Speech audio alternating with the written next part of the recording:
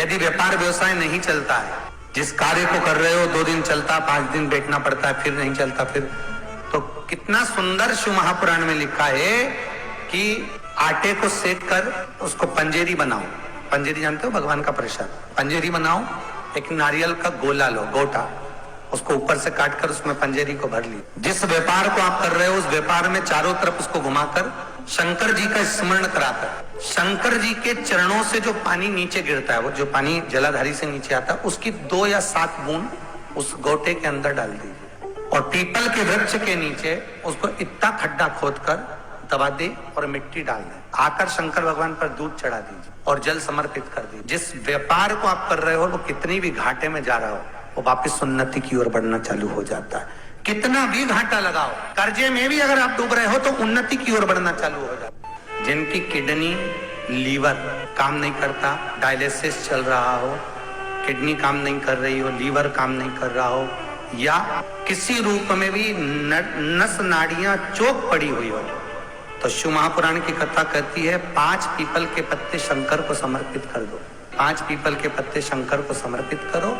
एक पीपल का पत्ता जब 5 लेकर आ जाओ, एक पीपल के पत्ते को स्टील के लोटे में पानी भर लो, उसमें गला दीजिए। 15-20 मिनट गला रहे, उसके बाद आचमन कर लीजिए, उसका पानी पी लीजिए। कम से कम वो 5 पत्ते का पानी अगले हफ्ते तक प्रयास करो, 1 हफ्ते तक नियम से उसको धारण करिए। आपकी नाड़ियां खुल जाएंगी, किडनी लीवर में कितनी भी प्रॉब्लम है वो श्रेष्ठ हो जाएगी। शास्त्र कहता है कबूतर की बीट जिसके घर की छत पर गिरती है, पड़ती है, उसके यहाँ 1 रुपए कमाओगे, 1.25 रुपए खर्च वाला काम चलता है। पैसा घर में टिकता नहीं है और घर में कोई ना कोई बीमार जरूर रहता है। अगर एक ठीक होगा तो दूसरा बीमार पड़ेगा, दूसरा ठीक होगा तीसरा बीमार पड़ेगा, तीसरा ठीक होगा चौथा बीमार पड़ेगा, और कोई ना कोई बीमार चलेगा ही।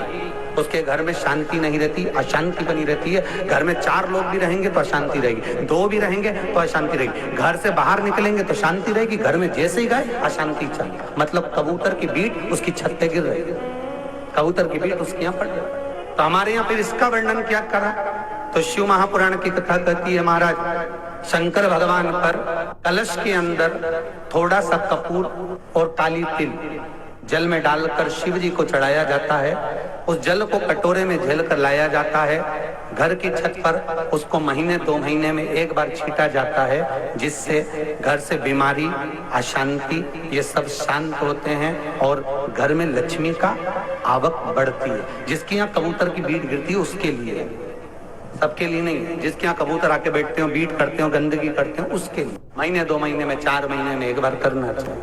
पर बहुत ध्यान दें, यदि आपके घर में लक्ष्मी की अगर कमी हो रही है, पैसा टिक नहीं रहा, बहुत मेहनत कर रहे हो, लक्ष्मी नहीं आ रही है, बहुत प्रयास करने पर भी सुख शांति नहीं है, तो प्रयास करना दक्षिणवर्ती शंख या गणेश शंख, दोनों में से कोई सा भी एक शंख हो, दक्षिणवर्ती या गणेश, उसमें पानी भर दो, उसमें एक चांदी का सिक्का डाल दीजिए। उस पानी को रोज कटोरी में निकालकर व्यापार व्यवसाय वाली जगह पर छींट दीजिए।